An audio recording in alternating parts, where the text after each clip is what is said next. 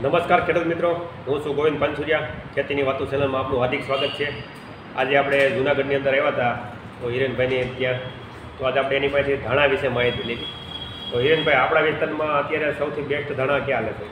અત્યારે જોઈએ તો રેગ્યુલરમાં 1 ને 2 નંબર હાલે છે. હા, 1 ને 2 નંબર. ઘણા બધાને ખબર જ નથી હોતી કે ધાણાની અંદર વેરાયટી આવે. બરોબર. કેમ કે ધાણા છે ઘરઘરા વાવી દેતા હોય અથવા તો કોઈ કંપનીમાં લેતા હોય તો કંપનીવાળામાં ઘણી વખત એવું થતું હોય કે છોડ મિક્સિંગ નીકળતા હોય તો, પણ ધાણાની અંદર બહુ કોઈ પ્રોપર વેરાયટી છે નહીં. અને દાંતીવાળાએ હમણાં 2021ની અંદર વેરાયટી બહાર કાઢી છે, ગુજરાત ધાણા 3 નંબર. જો ખેડૂત મિત્રો, દાંતીવાડા યુનિવર્સિટી આપણે ગુજરાતની અંદર જે આવેલી છે એના રિસર્ચની અંદર આપણે ગુજરાત ધાણા 3 બહાર પડ્યા છે આ વર્ષે પડેલા છે ને? હા, ટૂંકમાં ગયા આમ છેલ્લા 3 વર્ષ છે. 3 વર્ષ ડેમોમાં આપ્યા. ખેડૂત પાસે આ વર્ષે આવશે તો એ ધાણા છે ગુજરાત ધાણા 3 નંબર છે. તો એ ધાણાનું આ વર્ષે વાવેતર તો ઘણું થશે, કારણ કે કોઈ પણ વસ્તુ હોય જૂની છે ત્યાર પછી એમાં કંઈક ડેવલપ કરીને જે ખામી હોય એનો ખામીનો સુધારો થતો હોય છે. તો આ ધાણાની અંદર કે શું સુધારો કરેલો આપણે જે રેગ્યુલર ધાણા વાવતા એમાં અને આમાં સુધારો શું થઈ ગયો?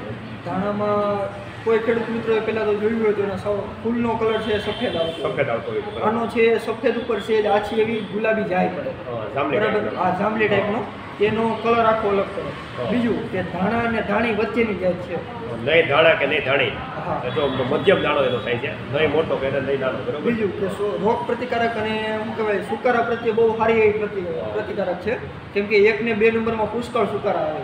અને એમાંય જો માંડવી કે એવા પાક લીધા હોય કે જેની અંદર જૂના અવશેષો રહી ગયા હોય તો સફેદ ફૂગ અને સુકારો પુષ્કળ આવે.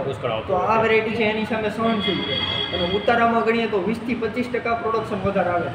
ઓલું ધારો કે 10 મણ થતું હોય તો આ 12 મણ થાય, ઓલું 20 મણ થતું હોય તો 24 મણ થાય. ટૂંકમાં 20-25% જેવું ઉત્પાદનમાં વધારો આવે. રોગ પ્રતિકારક શક્તિ સારી અને કલરની અંદર એક અલગ વસ્તુ છે.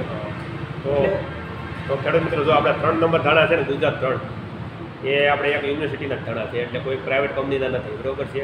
અને આ હકીકત ધાણા વાવવા લાયક છે. અને બીજાનું આમાં સુકારો નથી આવતો. આપણે ખેડૂતને મોટો ફાયદો તો સુકારો ન આવે એનો જ છે, કારણ કે 50% તો નકર સુકાઈ જાય છે. તો આ વર્ષે કોઈને ધાણા વાવવા હોય તો ગુજરાત 3 નંબર ધાણા વાવી શકાય છે. તો આજે આપણે આ ધાણા વિશેની માહિતી આપી. તો આ માહિતી સારી લાગી હોય તો અમારી ચેનલને સબસ્ક્રાઈબ કરજો. નમસ્કાર.